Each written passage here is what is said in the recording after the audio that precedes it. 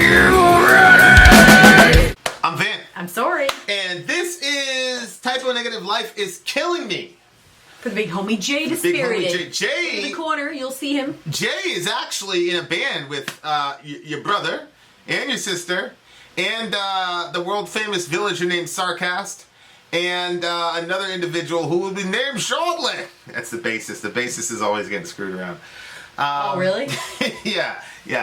Look out for that. Lyric video is going to be published by the big homie Bricktown Media, who does the intros and a lot of stuff for our channel. So it's a real village project. Patrons, you guys will be the first to see the debut video. So right now, Jay is working on his guitar lines, and then Sarcast is working on the drum parts as we speak. Oh. Yeah. So Cool. it's gonna be good. If only we could get our vocalist to commit to the project. That would be great. Well, we had some issues with technical difficulties. Now, what is an alliance, dear listener? Here's what happens. There are multiple ways to get your song reviewed. My favorite way is the community option. $1 the gig gets you in at Patreon, where you have access to the new song, things of that nature, and you also get to pool your points in together with your fellow Alliance members, and that kind of determines what songs we do. The last 2 or 3 songs have been actually Alliance picks.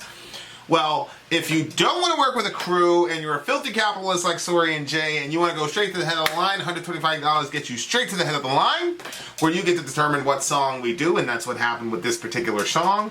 If you do that 3 times, then you get booted down to the $75 option. And then that's where Jay is. So, having said that, we are going to listen to Life is Killing Me. Peter Steele.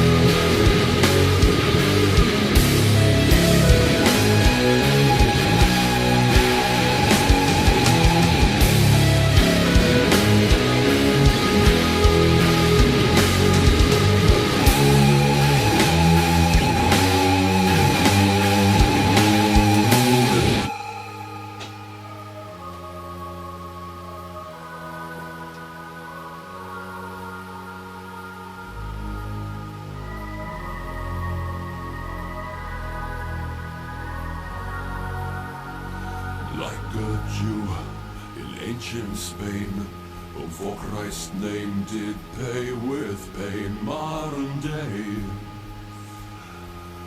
Inquisition.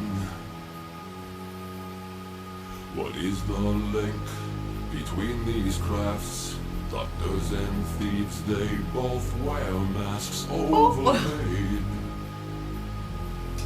Meet magicians.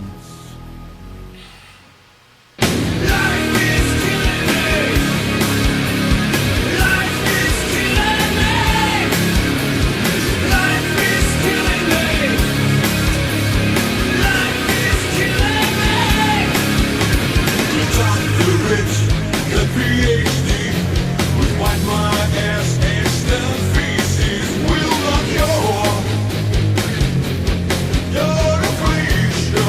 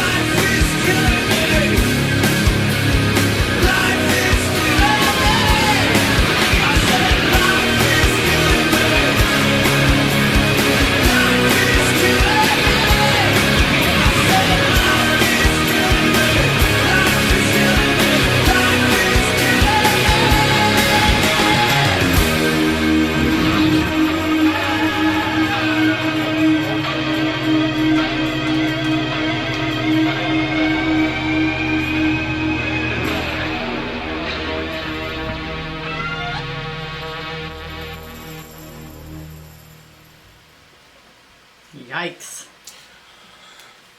That was probably... Hey, there's still...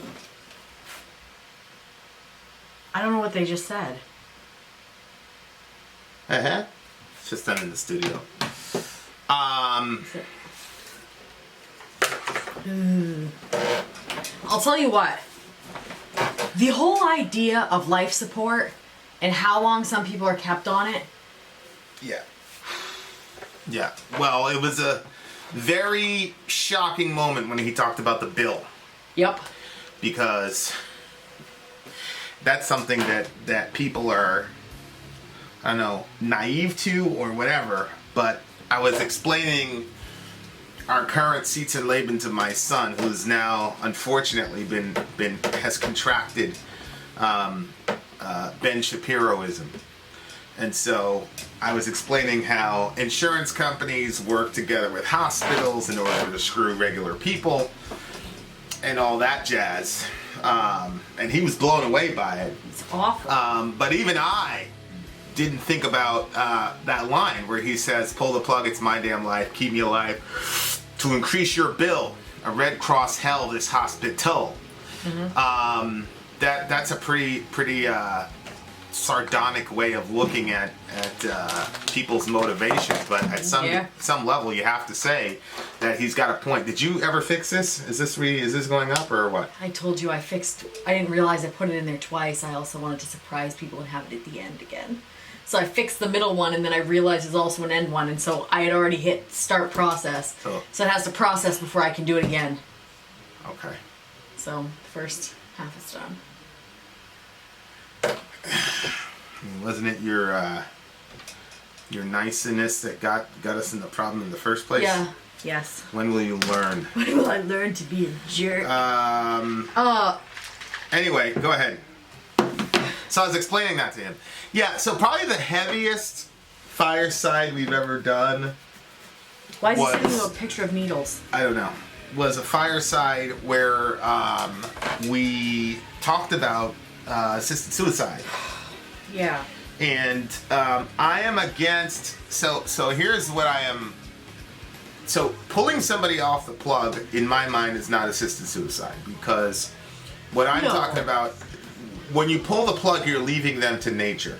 Yeah. What I'm against is doctors and nurses actively killing a person to put them out of their misery. Mm-hmm. And because, obviously I'm pro-life. It's from moment of conception to natural death is the official pro-life stance. And so, but people had very heart-wrenching stories about people that were in incurable pain. And, it's a cruel thing to keep people in incurable pain. And my thought process was, look, I'm not going to judge you for that, or anybody or any family that makes that decision, any more than I would judge a sexual assault survivor for killing a child in abortion. I'm never going to say that that's right. Mm-hmm. It's wrong, and I would vote for legislation to make that illegal. However, understanding, as the scripture says, the frailty of human beings, I understand why that would happen. So when you've got a loved one who's in massive incurable pain and, shooting them up with morphine or whatever is not going to fix it, I understand why people go that route. Mm-hmm. But of course, what we talked about in the fireside was, who says that physical pain is the only incurable malady that assisted suicide is supposed to address? And so I talked about, well, what about people with mental illness? Right. Because anybody who's even remotely familiar with mental illness knows it's not like a cough or a toothache where you take a couple pills and then you're good to go. Mm-hmm. That stays, if you're bipolar, you're pretty much going to be bipolar. And sure enough, there's this case in Canada where this kid is completely lucid. He was 22 at the time, I think. And he was pushing for the ability for him to be able to end his own life because he suffered from severe depression.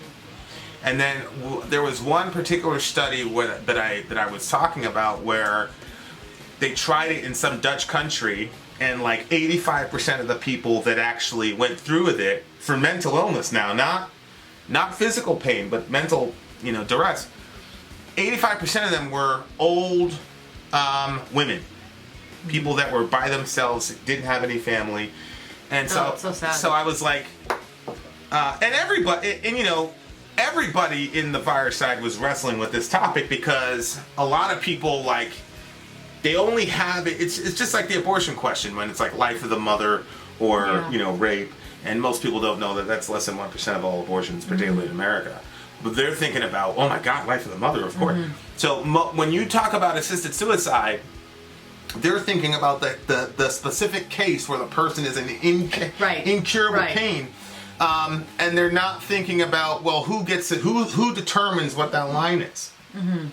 Why are you saying that incurable physical pain? Well, what about? And sure enough, and nobody was happy with that. Nobody was happy with those numbers with the women dying. People were very uneasy about that. People didn't know what to do with that, and everybody was like, oh. And then of course there was that situation where the girl killed herself or whatever with the assisted suicide, and she wasn't terminal, and then the whatever visited her and was calling her brave and all this craziness. Oh my God. So these are not simple topics, and one of the things that I've seen, because as you look at in another world, I was trained to look at patterns and things of that nature. That's the pattern, right? It's like, oh, you go to this extreme version of something to justify something. So, and then people try to, minimize it. So initially with abortion, they weren't saying, hey, we're going to kill 61 million kids, and 90% of which is because just economic reasons and inconvenience. In some places, more black babies will be killed than born. Right. They didn't come out and say it like that. So they said was, and I will say about that industry is I don't think that they could perceive how high the numbers would be and the disparate effect on different communities. I don't think the pro-choice lobby at the time in the 60s, and maybe 60s and 70s, maybe I'm being Pollyannish about it, but I don't even think they understood the degree to which how monstrous this thing would metastasize into. I don't think that they, and I think a vast majority of them were following the whole, bunch of cells stuff that you still hear today, which if you say that nonsense, you have no excuse because it's 2020. You should know that we're not just killing a bunch of cells. Although there's another sense in which you and I are still just a bunch of cells. If you want to strip all transcendence away from people.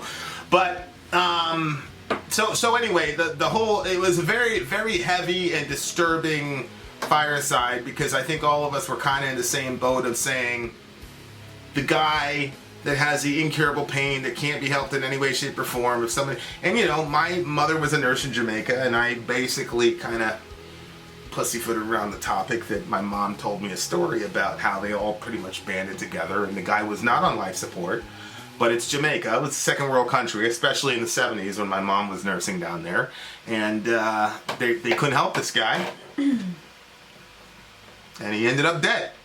And my mom and a couple other people were part of it, so I understand, I understand the people in those situations, and I understand, if you're a nurse or a doctor, you have the reason that you choose that profession is because you have a certain disposition to care for people and alleviate suffering. So I don't think it's hard for a person like me who, quite frankly, my inclination is to inflict suffering. It's not to alleviate suffering. So it's impossible for a person like me to, who has been in various, organizations where you inflict suffering on people. It's impossible for me to be in an organization where these people are trying to alleviate suffering and just go, well, you're wrong. It's a very difficult thing to see day in and day, especially if you're in a second world country and there's nothing you can do for this person, and they're suffering and on shift 24/7. The guy couldn't even sleep. So, so just to be clear, there's a difference in my mind between leaving a person to nature, which is what pulling the plug is, versus actively going and killing them. Yeah, I agree with that. I think that when the topic comes up, for me, I don't think about the side that you're looking at. I think about if it was me or if it was my family members. for me, I don't want to be left on life support for months and months and months and months. To me, I just feel like I'm trapped. I feel like I'm claustrophobic. I feel like I'm stuck. But then I think, well, what if I wasn't ready for somebody to pull the plug, but I couldn't tell them don't pull it yet? And so like inside you're like screaming, don't pull it, and the person is pulling it. Like I don't like those thoughts, like those conundrums in my mind. Yeah. Although whenever I've been really, really sick, like you're not really conscious of what's going on around you. You know what I mean? Like, you know, when I had my foot operated on and stuff like that, like when you're at that like stage or whatever, you know, or people will be in bad situations and then they don't remember the conversations that you had when they were close to those situations afterwards and stuff. So I think that, you know, you think, oh, the person, what if they don't want this or whatever? But it would be extremely difficult for me if it was one of my kids or if it was you. And I feel like that I would have a hard time like not making you stay there for a longer period of time that was necessary because I wasn't ready to say goodbye. Yeah. Which I don't think is right either. I don't think you should just make somebody just sit in a bed in, you know, being, you know, on life support for just because you can't bear to let them go. Well, yeah, I mean, don't like being put in those situations, but then I like something like this where the person says, like, because Peter Steele ended up dying. I don't know what happened at the end, like if he was on life support at all or whatever. But I like stuff where somebody says, "Hey, don't," like, you know, like when somebody definitively says, DNR, DNR, do not. You know, if somebody, then I'm like, okay. Or if they say, "Listen, leave me hooked up for 2 weeks, and if it doesn't look good after that, pull the plug." Like I want something definitive, so I don't have to feel so guilty. Even at the last moment, yeah. Inshallah, you'll grow to the point where you don't feel guilty for stuff you shouldn't feel guilty about. How could you not feel guilty for pulling the plug on someone? You'd always wonder if you pulled it too soon. Well, that's not guilt. That's, you know, like missing a game-winning shot or something, like we were so close. But I think leaving a person to Bad nature... feeling, either way. To me, honestly, it wouldn't really affect me much because, you know, I would because I would say that's God's decision. If I pulled you off the plug, what I'm doing is I'm leaving you in the hands of God. You know, especially being a Calvinist, you know, like I'm not going to say, oh, if you would have waited another day, then she'd still be here. Like, that wouldn't affect me at all. You know, that would be... I think I haven't fully, like... I would just say, I'm just leaving you in God's hands, and if he's going to take you, he's going to take you. You know, so, I mean... And we've been in those... I've been in those situations, and I've, you know, and it's happened. You know, like, you don't count the JJ situation as being that, but I do. The what?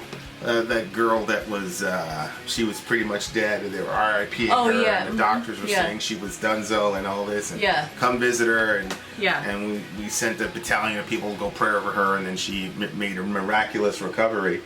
So to me, you know, I've seen enough of those to where it'd be like, if God wants to keep the person there, I mean, I'd pray like crazy, you know, but if God wants to keep you there, he would have kept you there, and the man-made machine would not have been the determining factor as to whether or not you died.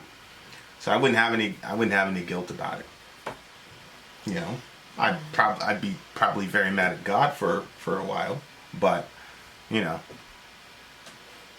So, you know, but you always put yourself in these horrible situations where you always end up in a lose-lose situation. Oh, I know it's a lose-lose. Stuff that you can't control. So you're determined to do that. So go for it. I'm just, you know. I'm not determined to do that. It's just the way that my mind works or my heart works in the situation. And this... It's a pretty heavy topic. But, you know, like, this guy, lyrically, I'm not sure that he would be able to get away with this stuff. So he starts off the song saying, like, a Jew in ancient Spain, and for Christ's name to pay with pain, modern day Inquisition.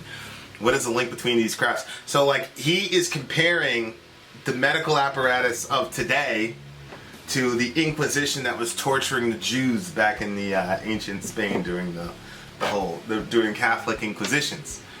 And then he talks about, he says, your doctorate and PhD, and it says, will not cure your affliction, Doctors Jekyll or Mengele. Mengele is probably one of the worst human beings that ever made contact with terra firma. I mean, the guy I mean, he's the one that did it. You know when I say the Nazis didn't experiment, like he was the main dude that came That's up what with I these. thought. So he's comparing these doctors who are keeping him alive with Mengele.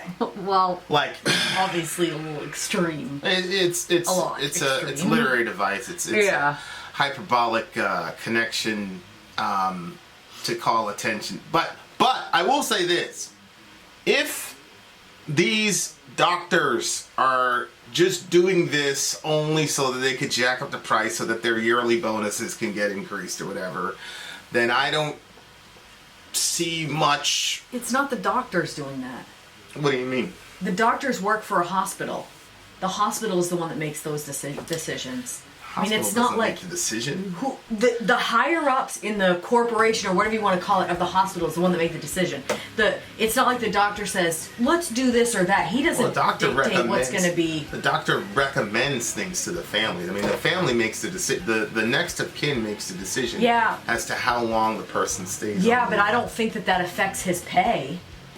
How could that It affect his pay? absolutely affects his pay. If they're generating more income, then he can get a bigger bonus or a bigger raise the next year around. So that absolutely informs how much he gets paid. But of course, I don't know. I guess maybe, but the issue here is he's speaking from the perspective of a and I don't know what the law was in 2003, and I don't really know about all this. I mean, you know, when I would go, they basically say, "What do you want?" I'm like, "Well, no, I'm dead. Like, you know, whatever. Like, I'm not into the whole sanctity of the human body thing after it's dead. I don't care." But so I don't know. I don't even know what the laws were in early 2003. Like, could you tell a person who wanted to have the plug pulled? No, because it looks like that's what's happening here. He's saying he wants to die. And he's saying that these doctors are forcing him to live, which is probably, again, more hyperbolic. Because I'm pretty sure that if the patient is lucid and says, no, don't keep me on life support, that they can't keep him on life support.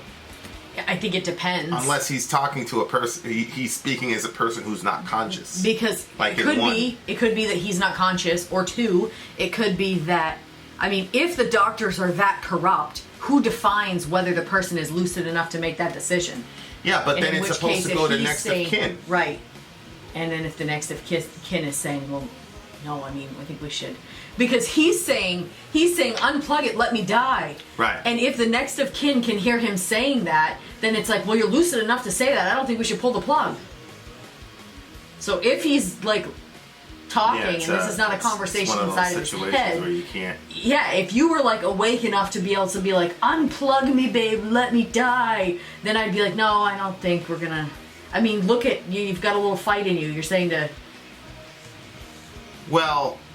I think maybe this is probably a conversation that's going on inside of his head. Yeah, if it's going on inside his head, it makes more sense. But again, even if he's to the point where he cannot interact with this stuff, then he should be.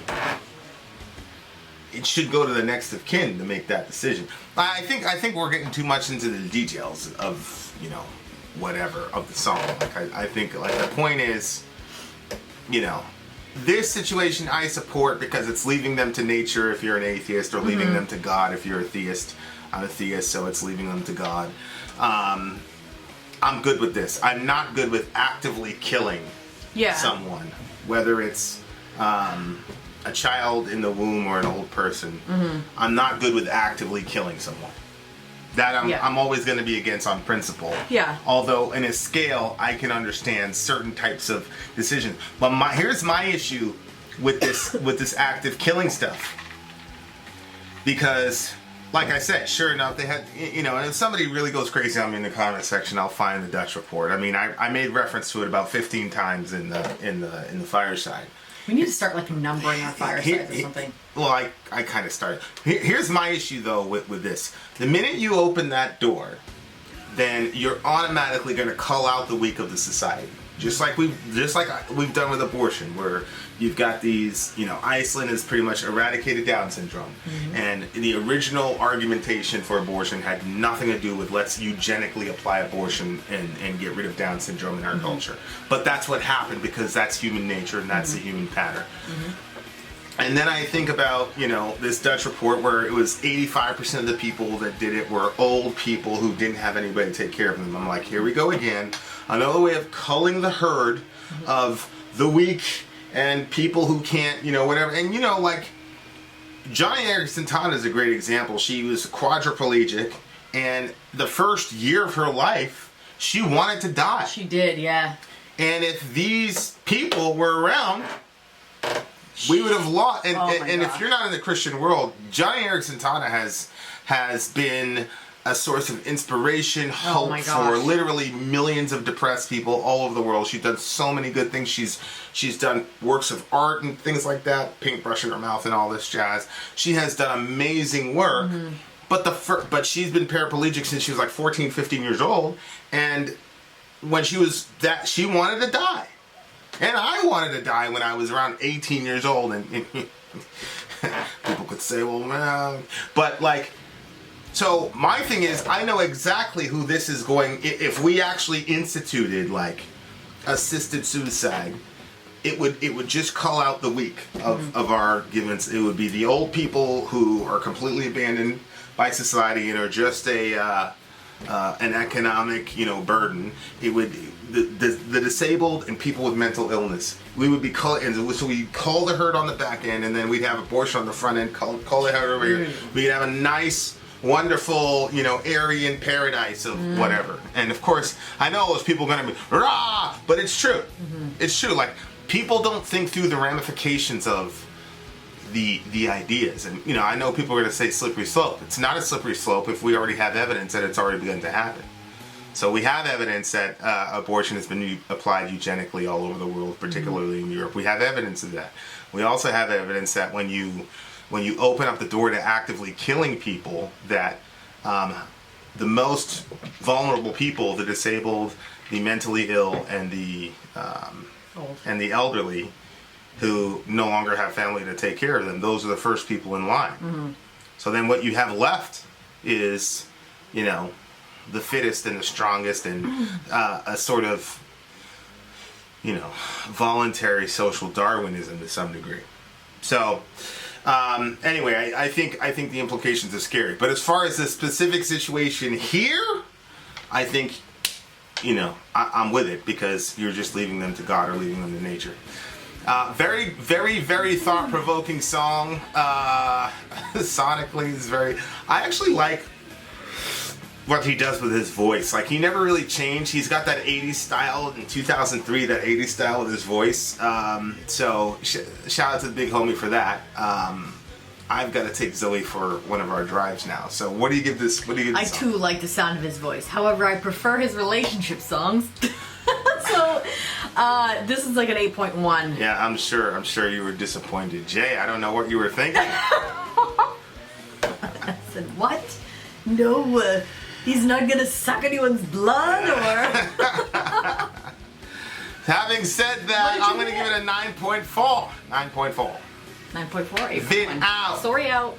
Gone.